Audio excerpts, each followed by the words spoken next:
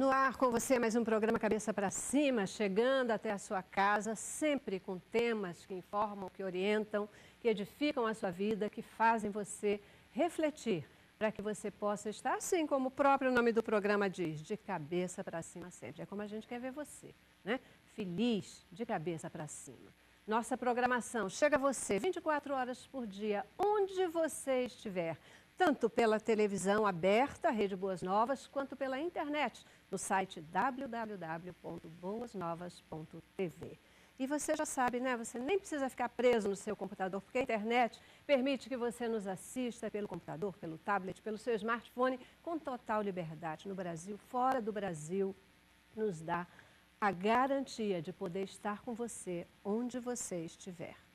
Não fazemos isso sozinhos para que nós possamos cumprir os nossos objetivos, os atuais e os objetivos futuros. Nós temos um exército de pessoas que já entenderam a nossa missão. Já entenderam que aqui, na Boas Novas, a gente não quer oferecer apenas entretenimento. Entretenimento, sim, mas entretenimento saudável. Entretenimento, sim, mas entretenimento falando sempre de Jesus. Sempre, tudo que a gente faz vai buscar levar até você o amor de Jesus, as boas novas de Cristo. Quem já entendeu isso, quem já entendeu a nossa missão, já é um semeador.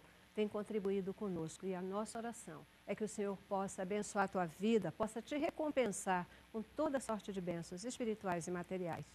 Você que acompanha a nossa programação, que tem sido abençoado com a nossa programação, venha também ser um semeador. Quando você semeia aqui, você está também se tornando um missionário. Você começa a fazer parte desse exército que cumpre com o ID de Jesus. Vem fazer parte desse time. Seja um semeador.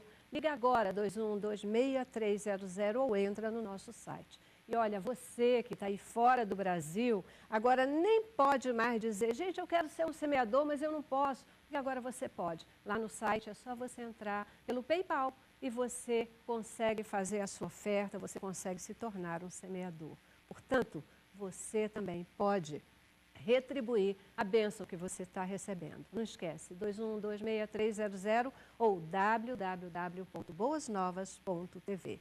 PagSeguro ou PayPal. São duas formas de você, pela internet, se tornar um semeador. E que o Senhor recompense você. Não porque você vai se tornar um semeador, mas porque você se torna um missionário e você começa a também ajudar a ceifar os campos que estão brancos de pessoas esperando uma palavra de boas novas, uma palavra de salvação. Obrigadíssima por sua atenção, por sua audiência e por sua semeadura.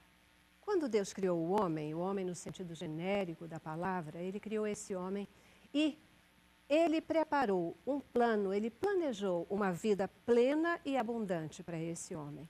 Mas ele também nos adverte, aqui no mundo nós teremos aflições. Mas ele não para por aí não, ele diz mais.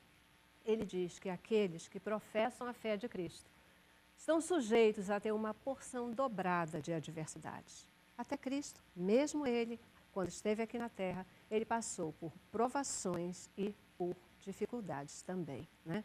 Por tentações. Mas por que será que o crente sofre? O que acontece?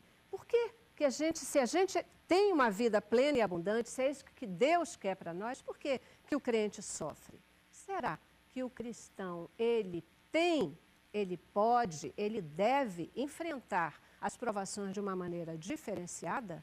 Mas como fazer isso na prática? Será que dá?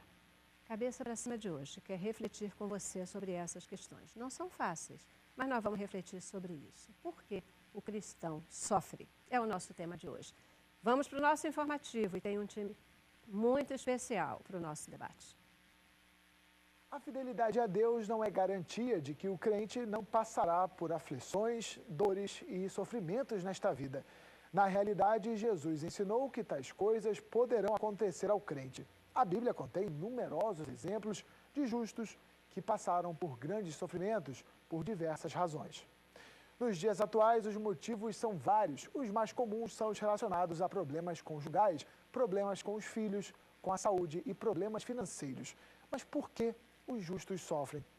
Segundo estudiosos da Bíblia, o sofrimento pode vir de desobediência ou por consequência do pecado. Também pode ocorrer em decorrência de uma provação a que está sendo submetido por Deus. Mas o importante é estar convicto que Deus está no controle de tudo. É isso aí. Você tem essa convicção de que Deus está no controle de tudo? Se você tem essa convicção, isso faz diferença na sua vida, lhe dá força ou lhe dá um entendimento para enfrentar as adversidades de uma maneira diferente? Você já se perguntou por que o cristão sofre?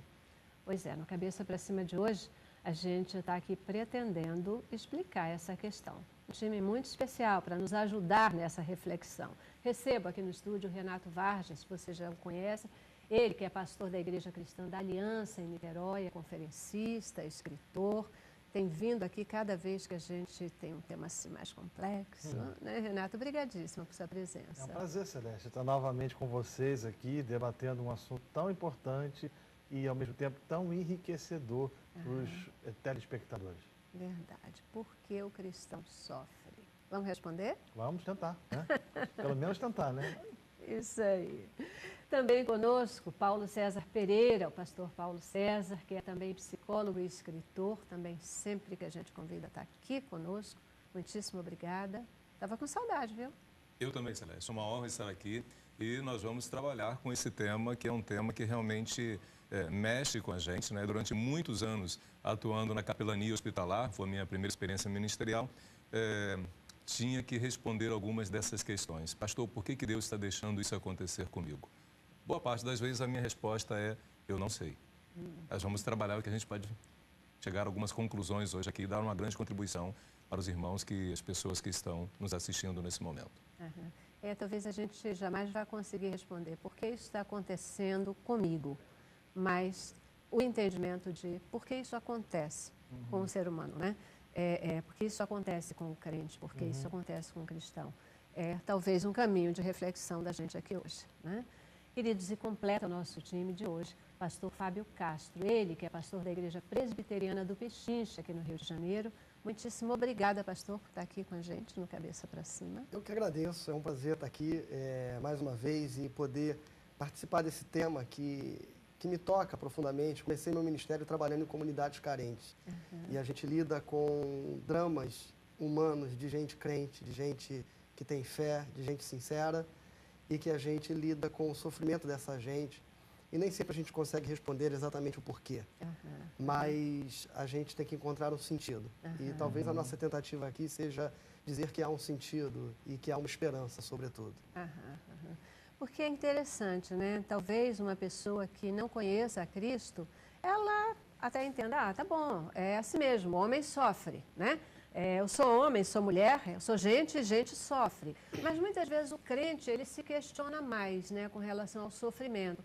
Ele vai dizer, poxa, mas espera lá, eu sou crente, eu tenho uma vida dedicada ao Senhor, ao trabalho do Senhor. Por quê? Essa pergunta é muito recorrente, né? Por que eu estou sofrendo? Por que isso está acontecendo comigo? O crente não deveria sofrer? A primeira coisa que a gente precisa entender é o seguinte, antes de responder se o crente deveria sofrer ou não, a gente tem que tentar responder o porquê do sofrimento. O sofrimento é consequência inerente, inequívoca, inexorável do pecado. O pecado, ao adentrar a raça humana, ele trouxe consequências seríssimas à vida de qualquer ser vivente. O homem, independente da nacionalidade, independente da cultura, independente do país que vive, independente das posses, ele sofre as consequências deste pecado.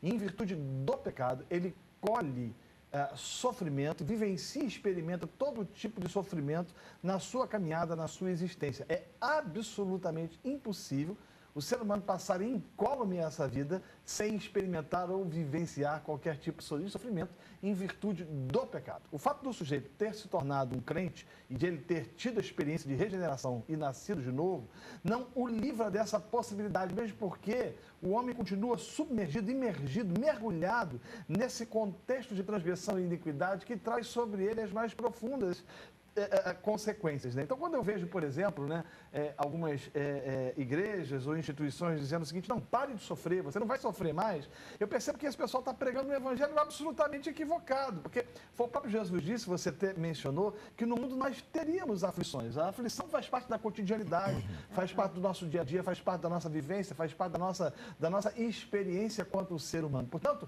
afirmar que conhecer a Cristo nos torna livres ou incólumes à possibilidade de sofrimento é uma maldade, de uma perversidade sem tamanho, porque não é isso que as Escrituras nos ensinam. As Escrituras nos ensinam que a chuva cai sobre bons e sobre maus, a chuva cai sobre aqueles que têm as suas casas edificadas sobre a rocha e sobre aqueles que também têm as suas casas edificadas sobre a areia. A diferença é de que nós temos o Senhor ao nosso lado, que nos ajuda diante do sofrimento. Perfeito. Contribuindo, confirmando aí, nós entendemos biblicamente, teologicamente, que se não existisse o pecado na natureza humana, se o pecado não entrasse, o homem não conheceria nem a enfermidade, Perfeito. nem a morte e nem o sofrimento. Seria uma paz que eu acho que hoje é até difícil a gente imaginar como seria, né?